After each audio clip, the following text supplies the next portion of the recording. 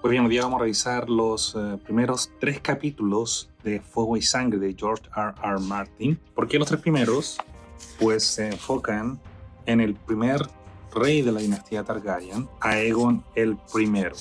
En términos de extensión, son alrededor de 60 páginas lo que vamos a revisar hoy día. El primer capítulo es la conquista de Aegon, en el cual nos dan una introducción general de lo que del origen de los Targaryen, de dónde vinieron, por qué vinieron, que fue de los otros señores dragones, y cómo Aegon se convirtió en el primer rey en unificar los 7 reinos de Poniente. En el capítulo 2, ya la conquista hecha, se enfoca en la primera guerra significativa durante su gobierno, que es la primera guerra de Dorne. Después, en el capítulo número 3, que es, digamos, un poco atemporal y paralelo un poco a los capítulos 1 y 2, se llama Las 3 cabezas del dragón, se enfoca en instituciones y la forma en la cual gobernó Aegon I y que se tendrá un impacto significativo no solamente en su tiempo, pero también en los 16 siguientes monarcas que existieron en la dinastía Targaryen. Así que el capítulo 1, que es la conquista de Aegon. Acá yo identifico varios eventos significativos, pero como decía, lo más importante es el contexto que nos dan para poder interiorizarnos en esta obra. Lo primero que considerar importante es el tema del cómo se datan los años en este universo. De similar forma como nosotros nos referimos en el calendario gregoriano antes y después de Cristo, acá es antes de la conquista y después de la conquista. Acá nos cuentan que 114 años antes de la conquista ocurrió lo que se conoce en los libros como la maldición de Valyria, en la cual una catástrofe de la cual no se tiene mucho antecedente incluso hasta hoy, significó que todos los habitantes de esta ciudad Valyria, que era la más hermosa y la más avanzada en la época que existía en el continente de Essos, en la península de Valyria, desapareciera casi por completo y murieron muchas de las familias que estaban viviendo, de las familias de dragones que vivían en esa ciudad. Había una Targaryen tuvo una visión, se llama Daenerys la Soñadora, que este hecho iba a ocurrir y lo anunció a sus conciudadanos, pero lamentablemente nadie hizo caso, solamente la familia Targaryen y en particular a Aenar Targaryen, quien decidió salir con todas sus propiedades y riquezas y familiares afuera de la ciudad y por tanto se convirtieron en los únicos maestros dragones que sobrevivieron a la maldición de Valyria. Luego de ese hecho, ¿no es cierto?, en el 100 a.C., George Martin, o bueno, el maestro de la ciudad antigua, lo llama el siglo sangriento. No tenemos mucho antecedente a qué se refiere con eso, quizás en otro libro podamos saber un poco más, pero se refiere a esa época inmediata después del escape de Valyria y a la conquista de Westeros. Y me da la impresión que este siglo sangriento se enfoca en esos. Y así es como llegamos, ¿no es cierto?, después del primer emigrante a Enar, llegan diferentes familias, se ubicaron en Roca Dragón, que era el punto occidental más lejano del imperio de Valyria, y así en el año 27, antes de la conquista, nació Aegon el Dragón. Él tuvo 2 hermanas, Visenya y Rhaenys. Visenya es la mayor y Rhaenys menor.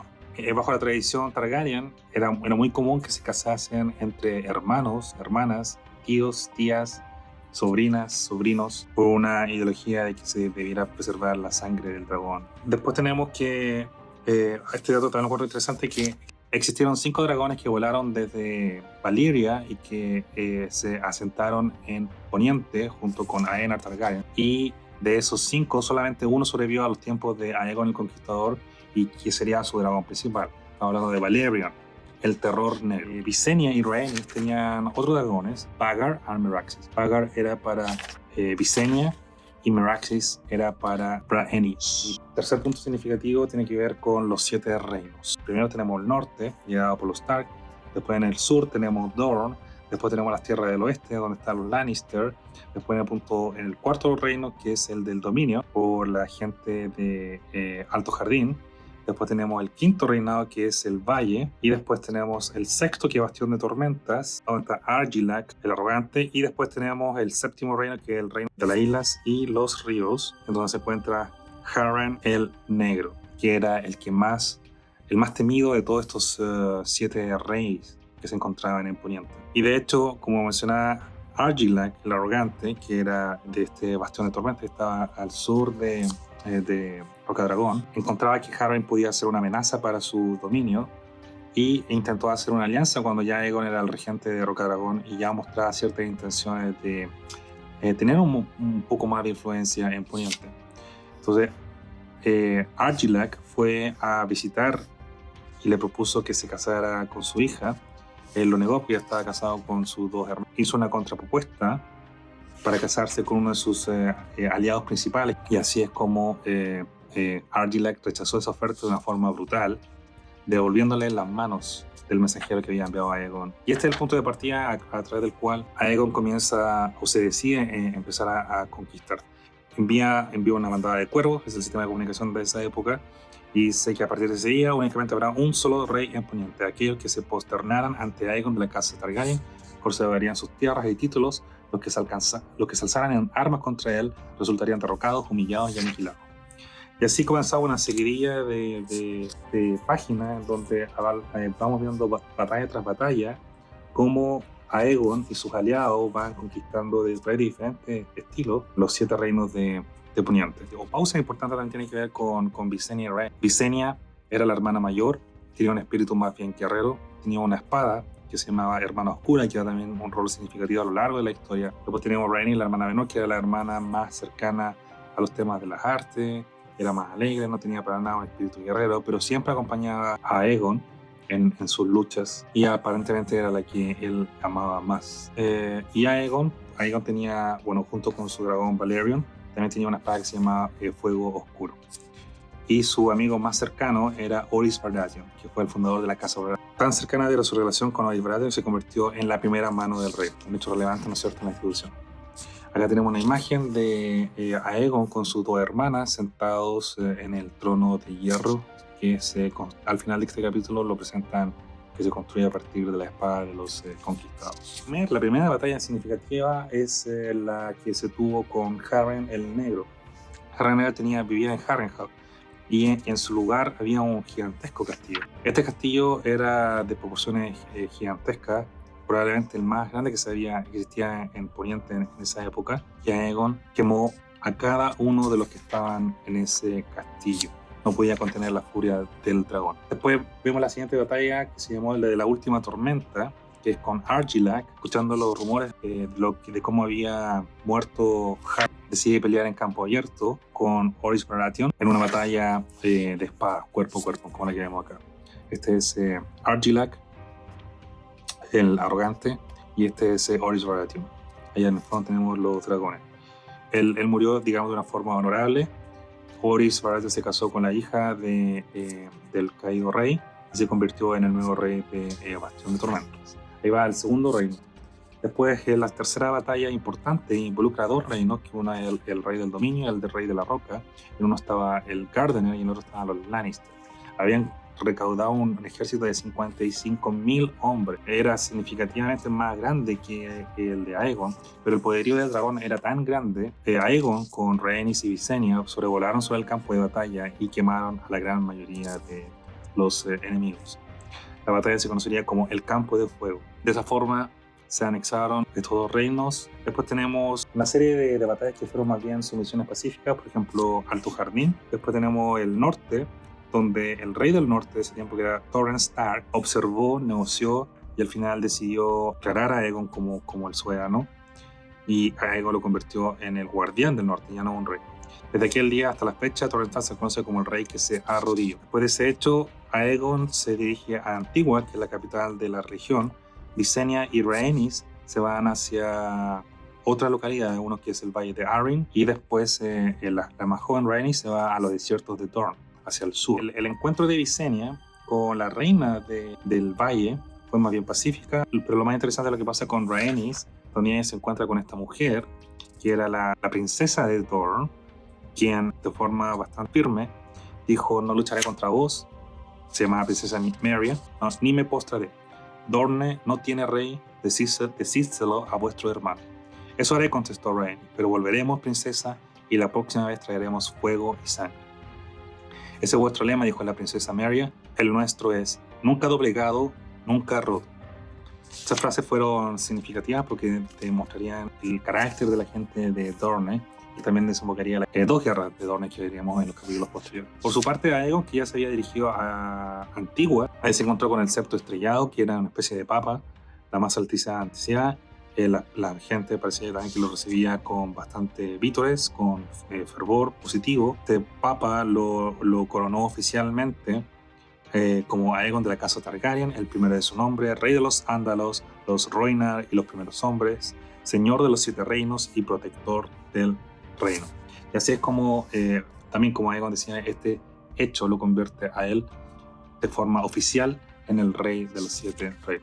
Es una lectura bastante entretenida.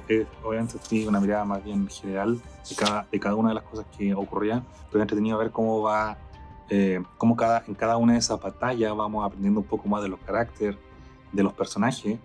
Y si bien hay algunos que nos encariñamos bastante rápido, pero mueren, de hecho, aquí mismo en el primer capítulo. Sin palabras finales, y así fue como los 7 reinos de Poniente se unieron a un gran reino por voluntad de Aegon el Conquistador y sus hermanas. Después, la ciudad en la cual Aegon había desembocado desde Roca Dragón se conocería como más tarde como Desembarcadero del Rey, que sería la capital, sede del gobierno de los 7 reinos, y lo más importante, ¿no es cierto?, que ahí mismo fue donde construyó el trono de hierro de Poniente, que simbolizaría el poder de esta región. El capítulo 2 tiene que ver con la continuación de lo que habíamos visto al principio, pero más bien se concentra en la guerra de Dorne. Como habíamos visto, la mujer, la princesa Merya, no se doblegó, pero esto desembocó en una serie de guerras. Es interesante que al principio nos cuenta una serie de pequeñas rebeliones, pero que fueron rápidamente contenidas por Aegon. En algunas fue más bien brutal para detenerla, y en otras fue más bien sabio, como por ejemplo lo que pasó en la Isla del Hierro, en donde intentó crear una especie de democracia para que ellos escogieran quién lo iba a representar ante el rey. Y ahí escogieron a Greyjoy, que también es conocido incluso hasta el presente. Pero lo más importante es la primera guerra dorniense, que partió en el año 4 después de la conquista y que terminó el 13 después de la conquista. Fue una guerra más bien larga. También desde un principio volvieron rápidamente a Dorne después de la primera visita. Acá tenemos una imagen de la princesa Rhaenys que vuelve a Dorne con su dragón y con fuego y sangre. Luego de este primer ataque de Aegon a Dorne a través de diferentes comitivas, la gran mayoría fueron infructuosas, pero la de él con Rhaenys fueron aparentemente exitosas, pero al final fue una trampa. Los dornienses estaban escondidos cuando llegaron, y una vez que se retiraron y asignaron delegados del nuevo imperio, los destronaron rápidamente, y fueron bastante brutales. De hecho, acá hay un ejemplo, se dijo que los señores dornienses cruzaron apuestas a ver quién era capaz de mantener con vida a su rey durante más tiempo mientras los desmembraban. Brutales, ¿no? Después tenemos a Orys Baratheon, lo habían capturado, ¿no es cierto?, en este ataque inicial. Un par de años más tarde lo enviaron de regreso junto con las otras personas que habían capturado, pero lamentablemente le habían amputado a todos la mano de la espada, de modo que nunca pudieran volver a alzarse en armas contra Dorne. Nuevamente Aegon con Visenya y Rhaenys volvieron a Dorne a quemar todo. Así fue los años siguientes, ataques y contraataques cada vez más crueles, y llegó a un punto en que Dorne era prácticamente un desierto humeante en el que había hambrunas, plagas, pero aún así los dornienses no se doblegaban. Hacia el final de este periodo, en uno de los ataques realizados por Rhaenys, ocurre la catástrofe inesperada. Los dornienses lograban crear un arma, un arpón, que llega, acá está la imagen, ¿cierto?, que llega directamente a los ojos del dragón de Rhaenys y lo mata, y con él se especula con razonable argumento que también la reina murió con el dragón. Obviamente eso despertó aún más la furia. Quemaron todo lo que no quedaba por quemar. Estaba prácticamente todo destruido, y la princesa Merya no se entregaba ni se rendía, hasta que en el año 13, en un hecho nuevamente inesperado, la princesa aparece muerta, no porque la hayan asesinado o algo por el estilo, sino por su avanzada edad y mala salud. Este hecho desembocó en una serie de nuevos nombramientos, y las nuevas autoridades de Dorne querían hacer la paz. No fue muy fácil porque había mucho rencor en Desembarcadero del Rey, sobre todo por la muerte de la reina Rhaenys. Y acá hay una imagen final en este capítulo que también nos muestra nuevamente la maestría de George para narrarnos cosas que son interesantes e inesperadas. La hija del nuevo rey o príncipe de Dorne, al ver que no quería negociar, le entregó una carta a Aegon, escrita por su padre, y dice: solo podéis leer la voz, Alteza. Se dice que Aegon se levantó y al terminar su mano goteaba sangre. Se fue de Desembarcadero del Rey hacia Roca Dragón. Cuando regresó a Desembarcadero la mañana siguiente, Aegon Targaryen aceptó las condiciones de paz propuestas por Nimo. Poco después firmó un tratado de paz eterna con Dorne. Es interesante porque no nos explican el contenido de la carta, pero nos dan una serie de razones para especular de lo que podría ser. Por ejemplo, se decía que a lo mejor que Rhaenys, la reina que había muerto, aún estaba viva y escondida en algún lugar de Dorne. Otros decían que a lo mejor había una especie de hechizo en la misma carta que había leído el rey. Otros decían que a lo mejor el príncipe de Dorne amenazaba con que podría contratar a unos asesinos muy peligrosos de los hombres sin rostro de Bravos. Pero es interesante porque nos muestra esa escena en donde se presenta la carta y el rey Aegon queda consternado, y después nos muestra una serie de rumores de lo que podría ser. Lo que hace la lectura de este libro de historia más bien entretenido. Así es como concluye la primera guerra dormiense. Bueno, y el capítulo 3 se llama Las cabezas del dragón, el gobierno en tiempos del rey Aegon, que gobernó del año 1 después de la conquista, ¿no es así? Hasta el 37 después de la conquista, un largo periodo. Acá sin entrar mucho en los detalles, porque hay bastantes en este capítulo 3 que es corto, 58, 70, pero hay bastantes cosas. Lo más importante quizá señalar, ¿no es cierto?, es que todas estas cosas que se hizo bajo su reino son significativas para los gobiernos que estuvieron posterior a él. Y también nos muestran cómo las dos reinas, tanto Rhaenys como Visenya, jugaron un rol significativo en ayudar a Aegon a construir cada una de las instituciones. Se menciona que la influencia de esta reina se compararía solamente con la conocida como la bondadosa reina Alysanne, que ya conoceremos más adelante. Acá hay una imagen que también me gusta bastante, en la cual aparece Aegon en su dragón Valerion, el terror negro. Aquí aparece en una de esas visitas a una de las tantas locaciones en el reino. La prioridad de Aegon era la paz ante todo, y por tanto no quería instituir homogeneidad en todos los reinos, excepto en lo que tenía que ver con impuestos y cosas similares, para evitar abusos de gobiernos locales. Pero en general dejó que las tradiciones y las costumbres de los reinos funcionaran con sus propias reglas. Probablemente el único reino en el cual hubo una superposición de tradiciones y creencias fue en el de las islas. Ellos veneraban al dios ahogado, pero Aegon quería que ellos se unieran a la fe de los siete, y por tanto envió varios clérigos a dicha localidad, lo que generaría más tarde serias disputas y rencores contra los Targaryen. Pero en general las leyes locales funcionaban tal como venían existiendo. La ley suprema de la paz ante todo, prefería viajar para evitar rebeliones. En Desembarcadero del Rey seguía creciendo de forma más bien irregular, y en algún momento se convirtió en la tercera ciudad más grande de todo Poniente, detrás de Antigua y Lannisport. De la misma forma que en el capítulo 1 nos contaban que Orys Baratheon se convertía en la primera mano del rey, acá nos cuentan que se crea la figura del Gran Maestre por petición misma del rey Aegon, porque él se dio cuenta que en Antigua, la capital de la religión de Poniente, en donde se encontraba el Gran Septón o el Papa de esta religión, conservaban o mantenían manuscritos del conocimiento acumulado hasta las fechas. También tenían registro de lo que ocurría en los diferentes reinados. Entonces el preso que podía sacar provecho de ese conocimiento, y así es como formó la figura del Gran Maestre. La creación de la Guardia Real también es un hecho relevante que partió con Aegon. Esto fue gracias al consejo de la reina Visenya. Ella, a modo de ejemplo, le hizo una herida en su rostro con espada hermana oscura para demostrar que en realidad sus protectores eran bastante lentos, y por eso necesitaba una protección más significativa. Y así fue como se creó la Guardia Real, una hermandad de 7 caballeros que era la flor y nata del reino, con capa y armadura de blanco más puro, y la protección del rey como único propósito a costa de su propia vida si fuera menester.